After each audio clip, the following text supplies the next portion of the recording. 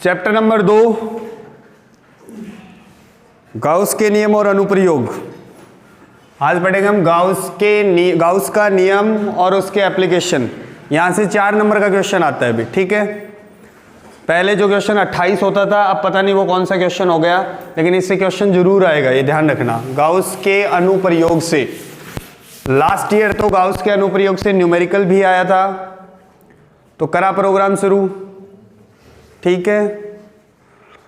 चलो, गाउस का नियम। गाउस ने क्या किया, एक बंद पृष्ठ की कल्पना की, एक बंद क्षेत्रफल की, उसमें उपस्थित आवेश तथा उससे गुजरने वाले फ्लक्स के मध्य एक संबंध दिया।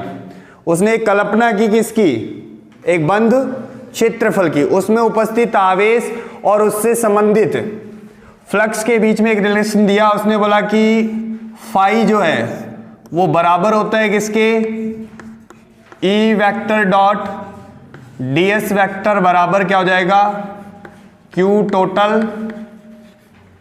Upon epsilon not. यही है,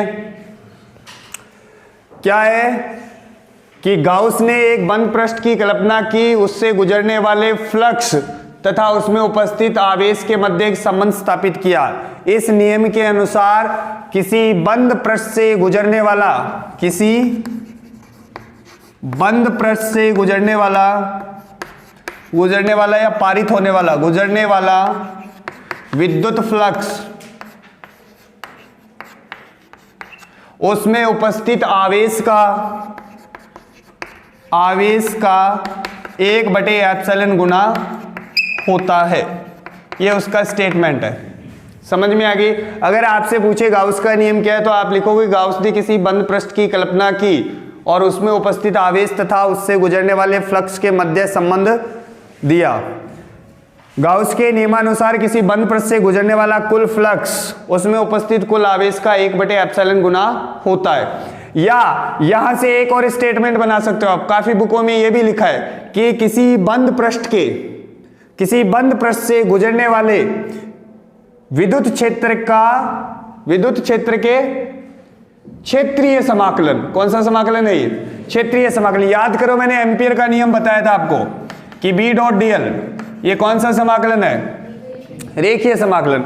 कि किसी बंद पृष्ठ से गुजरने वाले विद्युत फ्लक्स के क्षेत्रीय समाकलन का मान बराबर होता है Q total upon epsilon not. ये भी स्टेटमेंट सही है भी, ठीक है। लेकिन आपकी बुक में क्या छपा है कि किसी बंद पृष्ठ से गुजरने वाला विद्युत फ्लक्स जो है उसमें उपस्थित कुल आवेश का 1/एप्सिलॉन गुना होता है। आप और करके ये डेफिनेशन भी लिख सकते हो कि किसी बंद पृष्ठ से गुजरने वाले विद्युत फ्लक्स के क्षेत्रीय समाकलन का मान बराबर होता है आवेश अपॉन एप्सिलॉन नॉट के। बोलो, समझ में आ गई बात। अब है गाउस के नियम से संबंधित कुछ एक पॉइंट है, ठीक है, वो सुनो।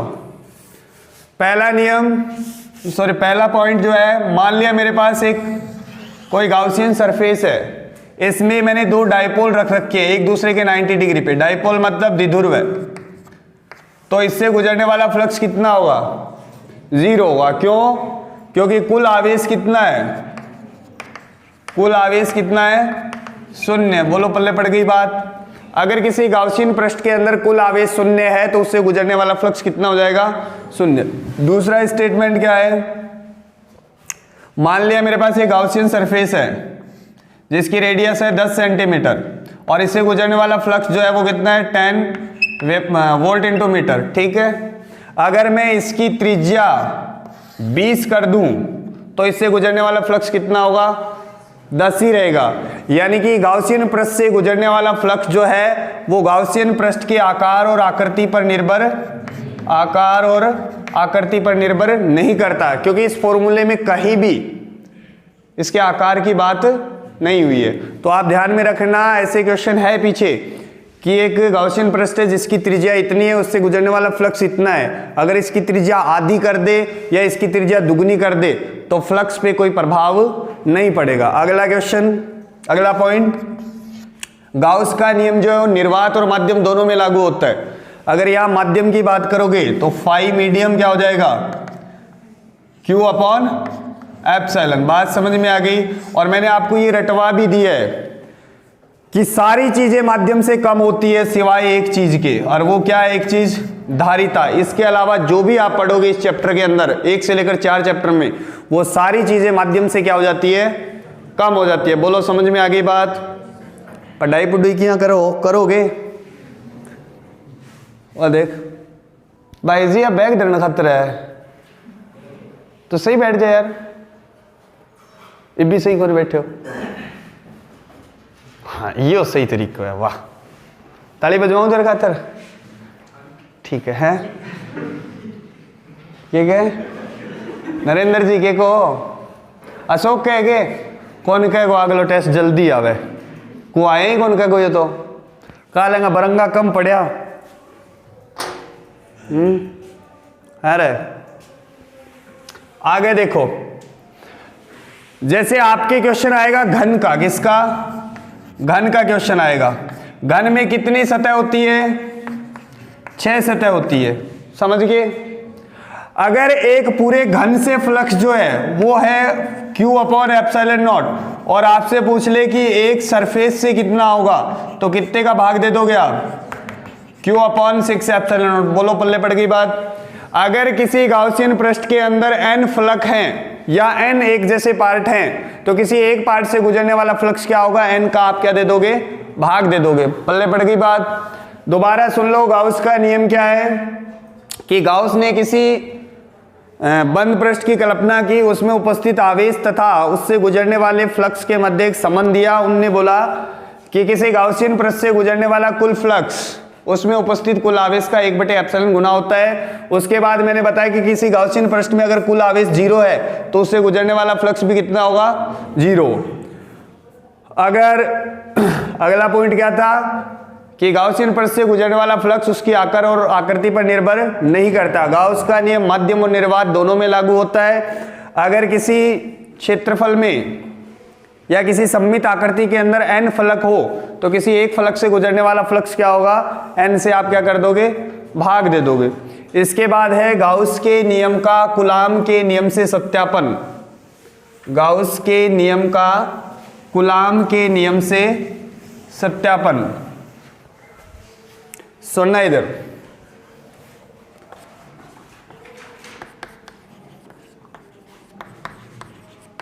कूलाम के नियम से सत्यापन। देखो माना कोई गोलीय पृष्ठ है या कोई गोलीय क्षेत्रफल है, ठीक है, इसके सेंटर पे आपने Q आवेश रख रखा है, कोई दिक्कत? इसकी त्रिज्या मान ली मैंने कितनी है? R। यहां एक अल्पांश चुना ds, क्या इसका एरिया वेक्टर इधर होगा? ds vector. इस बिंदु आवेश के कारण यहां इलेक्ट्रिक फील्ड भी यही होगा। बोलो समझ गए? तो फाई बराबर क्या होता है? विद्युत फ्लक्स बराबर फाई बराबर क्या हो जाएगा? क्या होगा? इंटीग्रेशन b डॉट ds, यही है, सॉरी e डॉट ds। क्या है? ई डॉस। लोचा ये हो रहा है कि उस स्कूल में इलेक्ट्रिक मैग्नेटिक फील्ड चल रहा है, तो फाई बराबर क्या होगा? बी ds और कॉस ई ds और कॉस थीटा। आज ही 9वां चैप्टर पढ़ा है उधर, तो कोई दिक्कत नहीं है। क्या दोनों के बीच कोण 0 डिग्री? बोलो इलेक्ट्रिक फील्ड और एरिया वेक्टर दोनों एक ही डायरेक्शन में है, तो क्या मैं ऐसे लिख दूं? फाई बराबर ई ds, यही है। क्या इलेक्ट्रिक फील्ड को बाहर निकाल लूं? क्यों? क्योंकि इसके प्रत्येक पॉइंट पे इलेक्ट्रिक फील्ड एक जैसा होता है, और इलेक्ट्रिक फील्ड का फॉर्मूला क्या बताया था मैंने? E बराबर k q upon r square. क्या इसे ऐसे लिख सकता हूं? E बराबर 4 पाई, E बराबर q upon 4 pi epsilon not और r स्क्वायर, यही है। तो देखो फाई बराबर क्या होगा? E की वैल्यू रख दी मैंने Q upon 4 pi epsilon not और r स्क्वायर इंटू ds। इस गोले का एरिया कितना होगा? 4 पाई r स्क्वायर। तो फाई बराबर क्या होगा? Q upon 4 pi epsilon not r square into 4 pi r square. क्या ये कैंसिल हो जाएगा? तो क्या बचा, फाई बराबर क्यू अपॉन एप्सिलॉन। यही तो प्रूफ करना था आपको, समझ गए। अब अगर यहां से क्वेश्चन पूछे कि सिद्ध कीजिए कि गाउस का नियम उन्हीं क्षेत्रों के लिए लागू होता है जो व्युत्क्रम वर्ग नियम की पालना करते हैं। सिद्ध कीजिए कि गाउस का नियम उन्हीं क्षेत्रों के लिए लागू होता है जो व्युत्क्रम वर्ग नियम की पालना करता है। मैंने मान लिया कि माना इलेक्ट्रिक फील्ड जो है वो क्या है, Q upon 4 pi epsilon not और R की पावर n। मैं कोई ना कोई जुगाड़ लगा के n को कितना प्रूफ कर दूंगा, 2। तो यहां रखो, देखो वापस क्या बना ये, R की पावर n। समझ गए? अरे समझ में आ रहा है क्या 4 पाई से 4 पाई कैंसिल हो गया क्या बचा, 5 बराबर ये Q ये एप्सिलॉन नॉट। क्या ये पावर ऊपर आएगी तो कितना बचेगा, 2 माइनस n। यही है। अगर ये गाउस का नियम है तो क्या इसे 1 होना पड़ेगा, अगर ये 1 है तो इस पावर को 0 होना पड़ेगा। समझ गए क्या, R की पावर 2 माइनस n, ये कितना होगा, 1 होगा। तो 2 माइनस, क्या मैं ऐसे लिख दूं, 2 माइनस n बराबर 0। तो n का मान कितना आया, 2। इससे सिद्ध होता है कि गाउस का नियम जो है वो व्युत्क्रम वर्ग नियम की पालना करने वाले क्षेत्रों पर ही लागू होता है। ये समाप्त हो गया आपका गाउस का नियम। इसमें कुछ एक बातें ध्यान में रखनी है। पहला है गाउस के नियम का स्टेटमेंट लिख दोगे आप। दूसरा क्वेश्चन क्या है, कूलाम के नियम से गाउस के नियम का सत्यापन। तीसरा क्वेश्चन इसमें यह बनता है कि सिद्ध कीजिए कि गाउस का नियम जो है वो व्युत्क्रम वर्ग की पालन करने वाले क्षेत्रों के लिए ही लागू होता है। फिर इसमें न्यूमेरिकल बनते हैं कि अगर टोटल आवेश कितना हो, 0, तो उससे गुजरने वाला फ्लक्स क्या होगा, 0। क्या आकार और आकृति पर निर्भर करता है, नहीं करता। अगर n सतह तो एक सतह से गुजरने वाला फ्लक्स क्या हो जाएगा, 6 का मतलब n का भाग दे दोगे। चलो आगे, फिर है गाउस के नियम के अनुप्रयोग, और यहां से क्वेश्चन आता है भाई, गाउस के नियम के अनुप्रयोग। पहला क्या है, अनंत आवेशित। पहला क्या है, अनंत आवेशित रेखीय तार, क्या तार के कारण विद्युत क्षेत्र की तीव्रता। ठीक है, इंपॉर्टेंट है। लास्ट ईयर इससे न्यूमेरिकल आया था अभी, तो ये डेरिवेशन पूछ सकता है वो। देखो इधर, माना एक अनंत आवेशित तार है। अनंत का मतलब ये नहीं है कि एक सिरा इसका आसमान में और दूसरा पाताल में। इसका मतलब ये है कि ये दूरी क्या है, कम है। माना एक अनंत आवेशित तार है जिसका रेखीय आवेश घनत्व कितना है, लैम्डा, और उस पे आवेश कितना है, Q। इसके किसी पॉइंट से R दूरी पर एक पॉइंट P है जहां आपको विद्युत क्षेत्र की गणना करनी है। सबसे पहले क्या निकालेंगे इसमें, दिशा। क्या, दिशा। ठीक है, आप क्या करोगे, इससे समान दूरी पर अल्पांश लोगे। ये अल्पांश लिया मैंने, कैसा अल्पांश का चुनाव करोगे, रेखीय अल्पांश। क्या इसमें चार्ज होगा dq, इतनी ही दूरी पे यहां भी एक अल्पांश लोगे dl, और चार्ज कितना, dq। बोलो, इस dq के कारण उबासी क्यों ले रहे भाई स्कूटी हैं, तो अभी भी उबासी लोगे, फिर पेपर में भी उबासी लोगा हैं, फिर रिजल्ट आए दिन के लोगा था बेरो ही है गरगांगा लात घुसा लियोगा और तो के। इसके कारण क्या विद्युत क्षेत्र इधर होगा DE1, इसके कारण विद्युत क्षेत्र होगा इधर, क्या बोल दूं, DE2। ये एंगल थीटा, ये एंगल भी थीटा। क्या ये भी थीटा होगा और ये भी थीटा होगा। क्या दोनों को घटकों में वियोजित करूं, DE2 sine theta sine theta, और इधर क्या होगा DE1 साइन थीटा। यही है। क्या एक कंपोनेंट इधर आएगा DE1 कॉस थीटा, और एक कंपोनेंट और आएगा जो होगा DE2 कॉस थीटा। यही है। देखो एक तार है आपके पास जिसका रेखीय आवेश घनत्व कितना है, लैम्डा। ठीक है। उससे r दूरी पर एक पॉइंट P है जहां आपको क्या निकालना है, विद्युत क्षेत्र, ठीक है। सबसे पहले अपन इसकी दिशा निकालेंगे तो दो अल्पांशों का चुनाव करेंगे, रेखीय अल्पांश जिनमें आवेश कितना है dq और dq। इसकी वजह से यहाँ विद्युत क्षेत्र कितना मान लिया dE1 और इसकी वजह से dE2। फिर अपन क्या करेंगे, dE1 और dE2 को तार के समांतर तथा तार के लंबवत घटकों में वियोजित करने पर तार के लंबवत घटक dE2 sin थीटा और dE1 sin थीटा परिमाण में समान और दिशा में विपरीत होने के कारण एक दूसरे को निरस्त कर देंगे, और तार के लंबवत जो घटक है वो एक ही दिशा में होने के कारण एक दूसरे में जुड़ेंगे। बात समझ में आ गई। तो क्या मैं बोल दूं इस बिंदु P पर जो विद्युत क्षेत्र है वो इसके लंबवत होगा इधर। अब है इसका परिमाण, मान लिया ये वो तार है,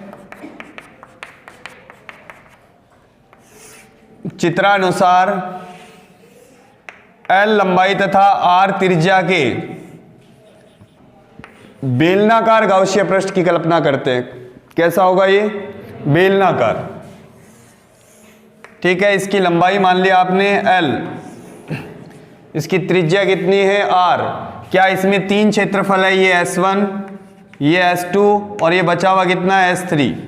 क्या इसका एरिया वेक्टर होगा इस डायरेक्शन में, ds3 वेक्टर। बोलो क्या इस बिंदु पर इलेक्ट्रिक फील्ड भी इसी दिशा में होगा, समझ गए। क्या इसका एरिया वेक्टर होगा ऊपर की ओर ds1 वेक्टर और इलेक्ट्रिक फील्ड होगा इस दिशा में। क्या इसका एरिया वेक्टर इधर ds2 और इलेक्ट्रिक फील्ड इस दिशा में। बोलो समझ गए। चित्रानुसार एक L लंबाई तथा R त्रिज्या के बेलनाकार गाउसीय पृष्ठ की कल्पना करते हैं। फिर नीचे लिखोगे गाउस के नियम से, गाउस के नियम से क्या बनेगा, फाई बराबर इंटीग्रेशन ई डॉट ds बराबर q अपॉन एप्सिलॉन नॉट। यही है। कितने क्षेत्रफल है इसमें, 3। तो क्या लिखूं, फाई बराबर ये S1 E dot ds1 vector plus S2 E dot ds2 plus E dot ds3 बराबर q अपॉन एप्सिलॉन नॉट। यही होगा। आगे सोल्व कर लो इसमें। फाई बराबर क्या हो जाएगा, integration E ds1 cos theta 1 plus E ds2 cos theta 2 plus E ds3 cos theta 3 बराबर q upon epsilon naught. Theta 1 कितना है, 0। थीटा 2 भी 90। थीटा 1 90 है, अरे समझ गए क्या। थीटा 2 कितना है, वो भी 90 है, और थीटा 3 कितना है, 0 डिग्री। बोलो अब इसमें वैल्यू पुट करेंगे अपन। तो क्या बनेगा ये, फाई बराबर ई ds1 cos 90 plus E ds2 cos 90 plus ई ds cos 0 बराबर क्या होगा, q अपॉन एप्सिलॉन नॉट। क्या ये 0 हो जाएगा, क्या ये भी 0 हो जाएगा, ये बचेगा। क्या लिखूं, ई ds बराबर q अपॉन एप्सिलॉन नॉट। एक बेलन के वक्र पृष्ठ का क्षेत्रफल यही तो बचा है। इसका क्षेत्रफल कितना होता है, ई को बाहर निकालिए, क्षेत्रफल कितना हुआ, 2 पाई r और h यहाँ कितना है l बराबर क्या होगा, q अपॉन एप्सिलॉन। यही है।